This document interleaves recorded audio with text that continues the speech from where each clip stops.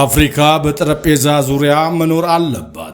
የተባበሩት መንግስታት ድርጅት ዋና ጸሐፊ አንቶኒዮ ጉተሬዝ በጸጥታው ምክር ቤት የአፍሪካ ቋሚ መቀመጫ አለማግኘት ማስተባበያ የሚቀርብለት ጉዳይ አይደለም በማለት የተባበሩት መንግስታት ድርጅት ዋና ጸሐፊ አንቶኒዮ ጉተሬዝ በህብረቱ አዳራሽ በሰጡት መግለጫ ገልጿል። ለባለ ብዙ ወገን ትብብር ምሳሌ መሆኑን የገለጹት ዋና ጸሐፊው ስለ አፍሪካ ፍትህና እኩልነት በተለያዩ ሁኔታዎችና ቦታዎች ድምፃቸውን ማሰማታቸውን አሳውቋል።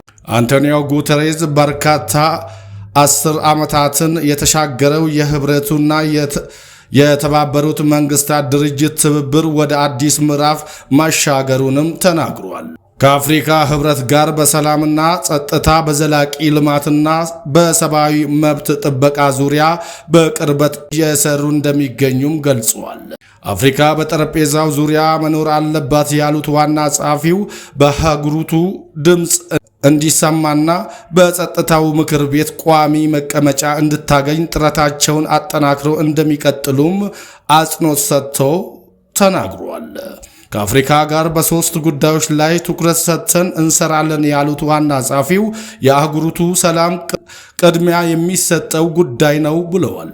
አፋን ቀዌ ገዲ ቀብኔ አፋን ወሊ ሃደጌፈኑ አንቶኒዮ ጉተሬዝ በሬሳ ኦላና ዳበተ ሞቱሞተ ገምቶመኒ አንቶኒዮ ጉተሬዝ ያኢ ሆገንቶተ ገምታ አፍሪካ 39ffaa irratti argamuun ergaa dabarsaniin Afrikaas ta'ee addunyaaf kan malu afaan qawwee gadi qabuun afaan walii dhageeffachuun ilaa fi ilaameedhaan amanuudha jedhani. Barri keessa jirru bara 1946 osoo hin taane bara 2026 yeroo itti gaaddisa marii jalatti dubbii fixachuun misoomaaf fuula kennuu ta'uun kan ibsani.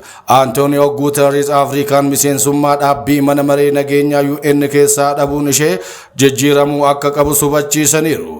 Hooggantoonni Afrikaa waa baay'ee jijjiiruun addunyaaf fakkeenya ta'aa jiraachuu haasawaa yaa'ii hooggantoota gamtaa Afrikaa 39ffaa irratti taasisaniin kan kaasan barreessaan olaanaan dhaabbata mootummoota gamtoomanii Antooniyo Guutereez Afrikaanotaaf nageenyaa fi misooma malee yeroo itti afaan qawween wal doorsisan darbeeraa jedhani.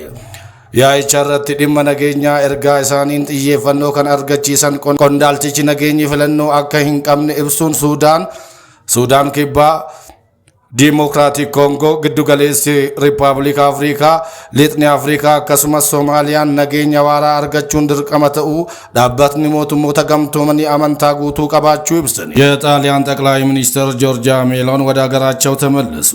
የጣሊያን ጠቅላይ ሚኒስትር ጆርጂያ ሜሎን በሁለተኛው የጣሊያን አፍሪካ ስብሰባ ላይ የነበራቸውን ቆይታ አጠናቀው ዛሬ ወደ ሀገራቸው ተመልሰዋል።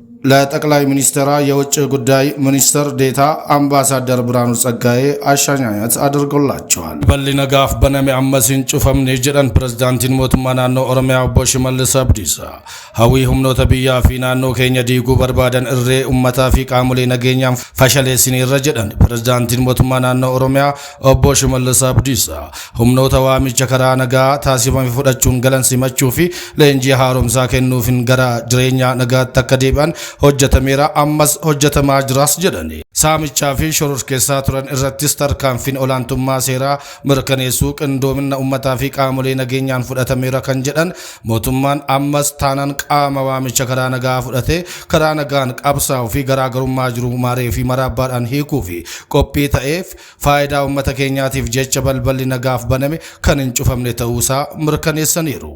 Tajaajila mootummaa fooyyessuuf tarkaanfiiwwan garaagaraa tamaniin bu'aan jajjabeessaa argamaa jira jedhan obbo Awwaluu Abdii. Pireezidaantii itti aanaa mootummaa naannoo Oromiyaa obbo Awwaluu Abdii miseensota caffeef ibsa kennaniin tajaajila mootummaa fooyyessuuf tarkaanfii ciccimaa garaagaraa fudhatameeras jedhani.